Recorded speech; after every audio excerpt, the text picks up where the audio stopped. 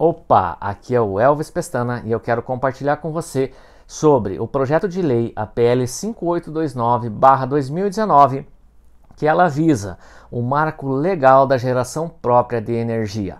Ela tem como principal objetivo trazer mais segurança jurídica e clareza para investidores e consumidores que já geram sua própria energia ou pretendem gerar ela de alguma forma nos próximos anos. Ou seja, trazendo segurança. Ela foi apresentada lá em 2019 pelo deputado Silas Câmara e ela teve a sua relatoria após a apresentação pelo Lafayette de Andrada e foi ganhando força devido ao longo desse tempo, até porque se falava na época sobre as revisões da 482 e ela teve essa iniciativa dos deputados para poder compor um projeto de lei. E eu quero compartilhar com vocês 5 pontos, que ao meu ver são 5 pontos principais em relação à PL 5829, que acredito que você precisa saber. O primeiro ponto é sobre a segurança jurídica, no que diz respeito ao direito adquirido. Quem gera ou quem entrar com o parecer de acesso após a aprovação da PL terá 25 anos, prevalecendo as regras atuais. Ou seja, quando a lei ela for aprovada, após a aprovação abre um prazo de vacância, ou seja, um lapso temporal de 12 meses, ou seja, você terá 12 meses para entrar com parecer de acesso na sua concessionária para ter o direito às regras em vigor e o modelo em qual nós estamos, ou seja, mantendo a compensação de 1 para 1, ou seja, gerou 1 kW, injetou na rede, retorna 1 kW para você.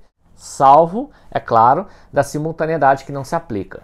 Então nós temos essa situação que vem para trazer segurança jurídica, que quem entrar nesses 12 meses com parecer de acesso após a aprovação do projeto em questão, e onde que nós precisamos, onde é que vai acontecer essa aprovação? Primeiro, ela passa pela Câmara dos Deputados Federais.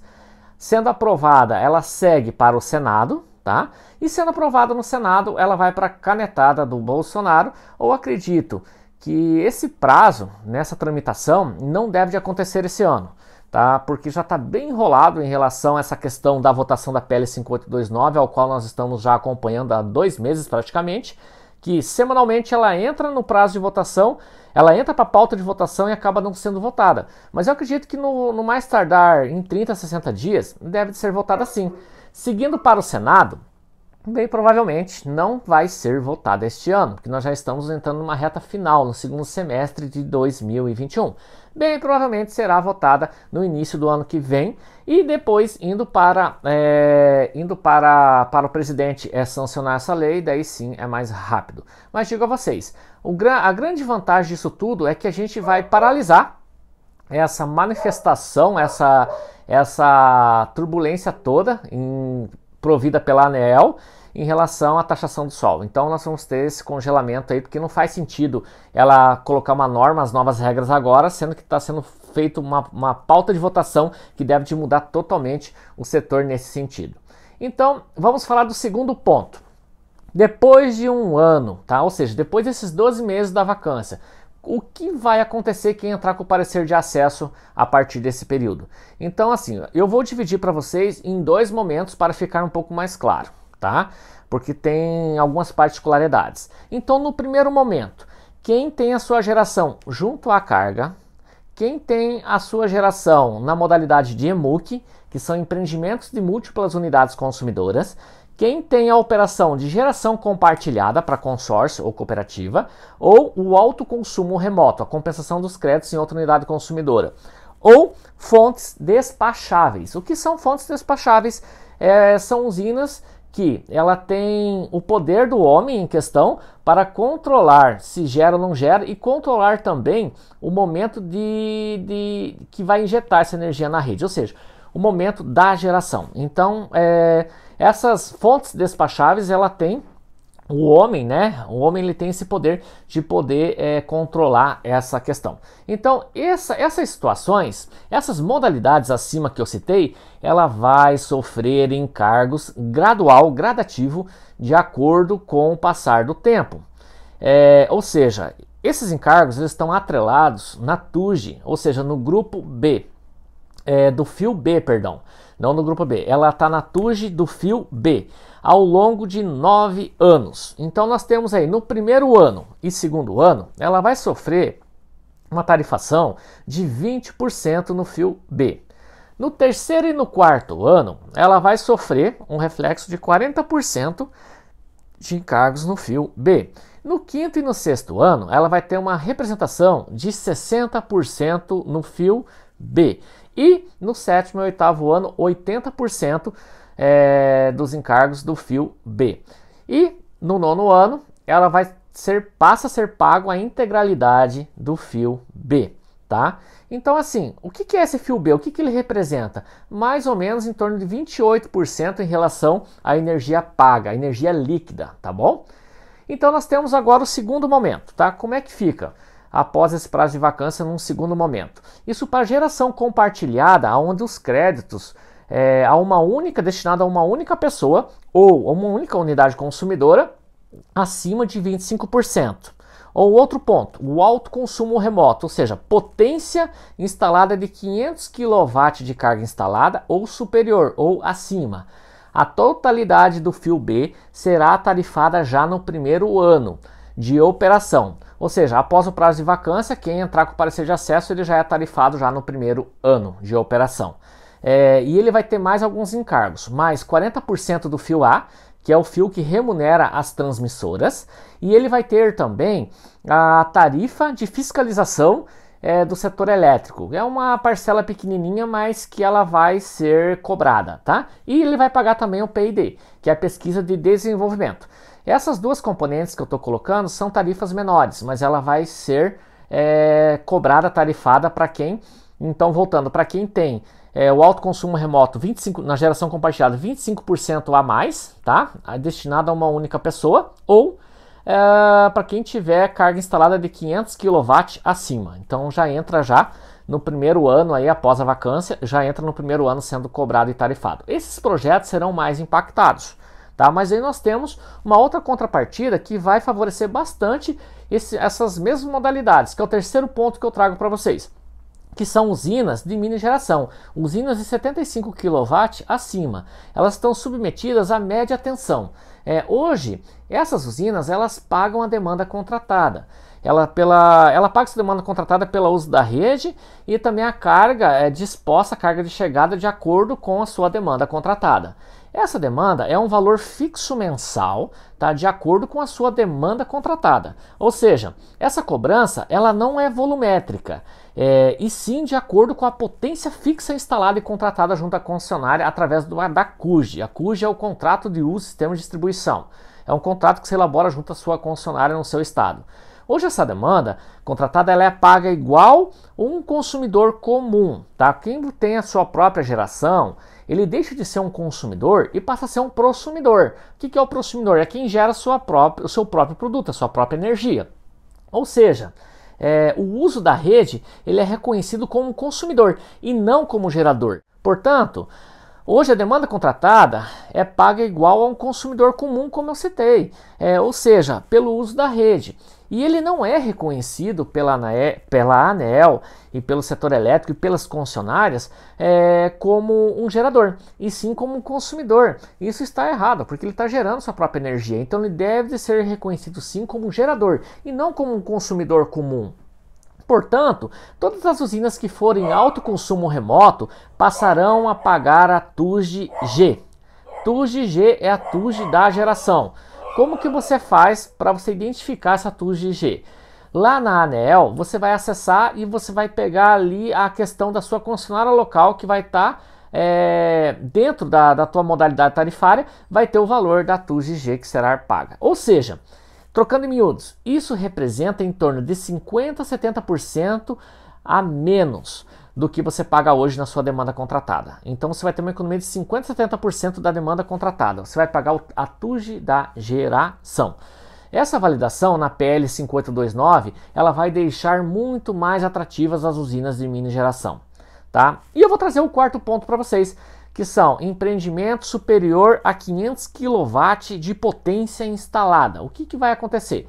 será necessário um depósito, um aporte de 2% do valor do projeto. Ou seja, você precisa, o investidor, o consumidor, ele precisa realizar um depósito calção equivalente a 2% do valor do projeto. Essa medida era para filtrar e eliminar especuladores e oportunistas em eventual questionamentos nas concessionárias com parecer de acesso, com consulta de acesso também na preliminar, ou seja, eliminar esse tipo de especulação. As regras desse depósito será regulada pela ANEEL. Após a aprovação, a ANEEL ela vai ter que regular como que vai funcionar isso, estabelecendo em qual banco vai ser depositado, em qual conta corrente, como que vai ser depositado, como é que vai ser aferido essa participação de 2% em relação ao projeto. Então ela ainda precisa regular isso, tá? Ela vai precisar então trazer essa clareza e transparência das regras de como que isso vai tramitar, de como que isso vai funcionar.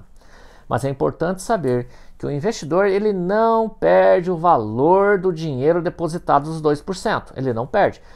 Quando ele entra com o parecer de acesso e a distribuidora autoriza e faz a devolutiva desse parecer de acesso, salvo do que precisa ser considerado no parecer, que a concessionária coloca quais são as situações de melhoria, do que precisa ser feito para a sequência no projeto, né? O consumidor investidor ele tem até 90 dias para manifestar-se a sua vontade de seguir com o projeto ou não. Então ele precisa informar a concessionária. Portanto, ele não perde o dinheiro. Ou seja, se ele manifestar-se em não dar sequência, em não seguir com esse projeto, informar a distribuidora de forma legal, protocolando isso, o prazo para ele sacar, dentro do prazo para ele sacar esse dinheiro de até 90 dias, ele vai ter o reembolso. Ou seja, essa foi uma medida que esse projeto está trazendo para excluir agentes oportunistas, como eu falei, especuladores e aventureiros. Então, assim, para quem de fato está comprometido com o projeto ou quer dar sequência. Caso ele não queira dar sequência por algum motivo, ele só se manifesta junto à concessionária local. No prazo de 90 dias, ele pode ter esse reembolso, ele vai ter esse saque desse dinheiro depositado, que é um direito dele, tá? E o quinto ponto é o quinto ponto da disponibilidade. Hoje pagamos isso em duplicidade, tá? Isso é aferido de acordo com o padrão que você tem instalado na sua unidade consumidora. Se é monofásico, 30 kW, se é bifásico, 50 kW, ou se é trifásico, 100 kW, multiplicado pela tarifa do quilowatt-hora no seu estado que a sua concessionária executa essa cobrança. Essa cobrança ela não irá mais acontecer desde que ultrapasse o consumo volumétrico existente na sua unidade consumidora. O que é isso? Se você injetou e consumiu mais, se é trifásico, mais que 100 kW, você não vai ser cobrado essa disponibilidade, porque você já ultrapassou esse limite, né, dessa disponibilidade junto à concessionária. Isso vai ser muito bom, porque ele vai trazer um payback muito mais atrativo para a microgeração e principalmente projetos residenciais. Então, assim, o consumidor tendo consumo mínimo, como eu falei, de forma de créditos, ele não vai pagar mais essa tarifa da disponibilidade. Então esses são alguns pontos que eu trago como os principais pontos, mas outros pontos que nós temos são vários também que trata da PL, que é sobre o B-optante, que é também sobre a questão dos sistemas híbrido, toda essa questão assim que também que eu acho que é muito, que vale ressaltar, é só você acessar lá na PL, lá na Câmara dos Deputados Federais, e você colocar lá o que está em pauta de votação, você vai pegar a PL 5829 no campo de busca e você vai ver todo o substitutivo que está sendo tratado e como está sendo comportado isso. Existe sim interesse, existe muito lobby em relação às concessionárias, aos pontos de interesse, que a gente sabe muito bem que o nosso setor ele sofre um monopólio natural, mas isso deve de cair por terra, porque o povo brasileiro está cansado de pagar essa energia tão cara, de pagar esse abuso que todo ano tem aí as suas alterações, a inflação energética cada vez maior, e nós estamos acompanhando aí a escassez nas fontes hídricas. Estamos aí com 32% sua capacidade de geração nas fontes hídricas, tendo que acessar aí as termoelétricas, pagando uma energia muito mais cara. Já foi até a ANEEL já validou que nós vamos ter bandeira vermelha patamar 2 novamente. Nós já estamos nesse período, vai ter mais um mês subsequente, então isso vai se tornando cada vez mais caro. Então esse é o melhor momento para quê?